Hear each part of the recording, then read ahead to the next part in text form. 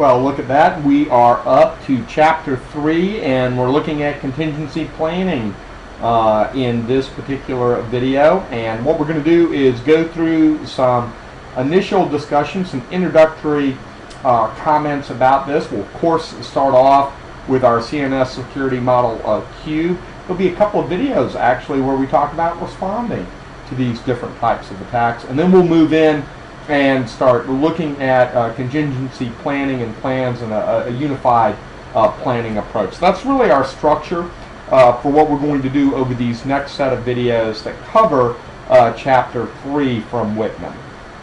Okay, there are the agenda that we're going to use as we get into this particular chapter. Wow, look, it's gone.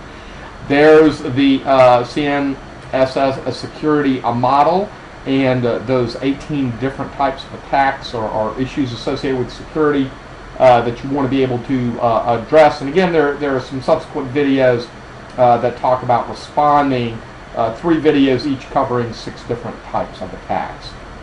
Okay, lesson objectives. We'll talk about why contingency planning is important, some major components, and then we'll really start getting into some basic types of contingency plans, escalating from incident response up to business continuity as we kind of go through these.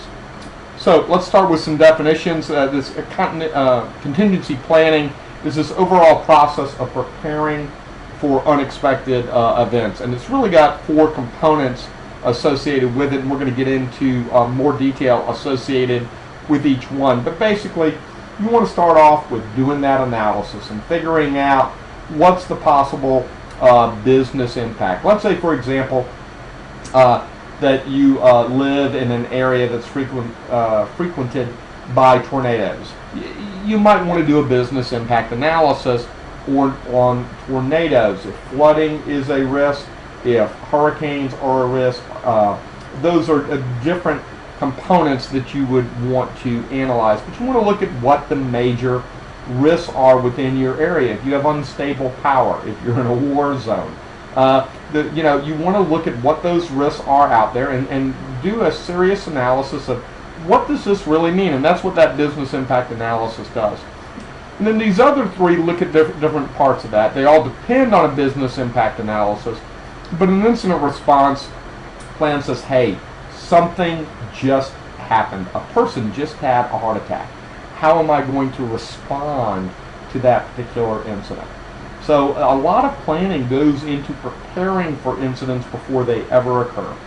The next component talks about a disaster recovery. A disaster has occurred. You now need to respond. What are going to be those short-term or potentially long-term changes that you're going to have to make to recover from that particular disaster?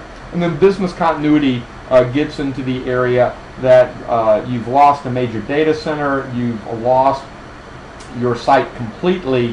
How do you continue business in that space? And again, there are different techniques associated with doing that and providing security within that space. So again, we're looking at contingency planning. We're going to spend some time doing a business impact analysis, looking at incident response plans, disaster recovery plans, business continuity plans.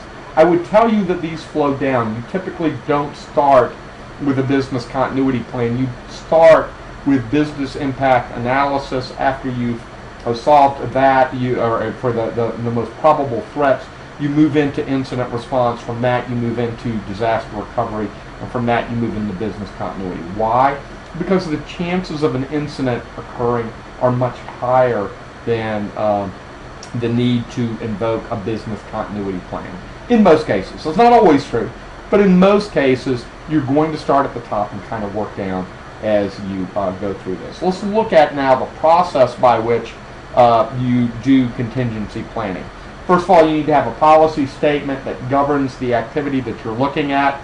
You start looking at that business impact. The what if.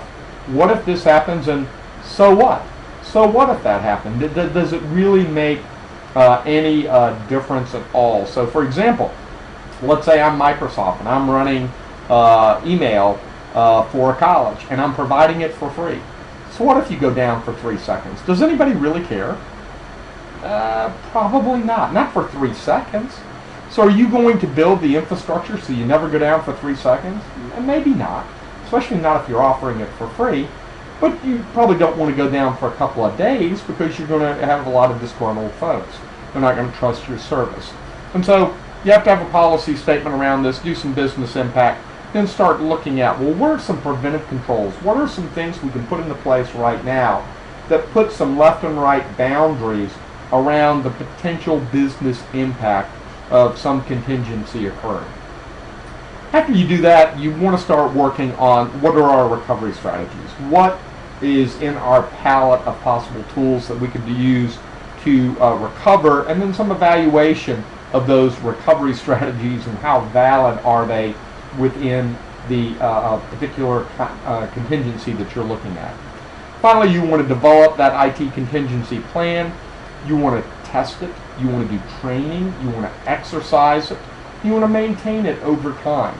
So that testing, training, and exercise, you want to set up a period by which you're going back and you're actually doing this and training everyone on using it and testing it out and doing an exercise. And again, the more likelihood, or the more likely I should say, that a contingency is going to fire, the more often you're going to do that training, exercise, and testing.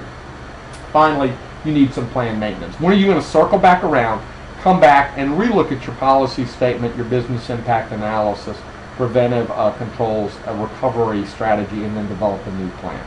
So those are going to be the key components in this planning process. Now let's look at sections within one of these documents. So again, just like a strategic plan, you're going to start off with a senior management statement. Typically, that's going to be about 1 page, signed by the CEO or the CIO or CISO. You're going to have a secure or a scope and purpose for your contingency planning operations, why you need to do periodic assessment and business impact analysis, describe the major components, select some of those recovery and business continuity strategies, identify some requirements for doing periodic testing, and then link this to key individuals, what their roles and responsibilities are, and key regulations and standards or processes that are going to be associated with this. As you're doing this, not surprisingly, you're going to form a couple of different teams that assist you, each with kind of different focus, but they're all going to work together. So when you start looking at this, you're going to have a contingency planning management team, and that's an overarching team, and then you're going to have sub-teams, if you will, incident response, disaster recovery, and business continuity. Now you may have people that serve on each of these teams, or you may have people that are completely different and only serve on one team based on their expertise. So again, this should give you some overview of what you should be looking at as you go forward.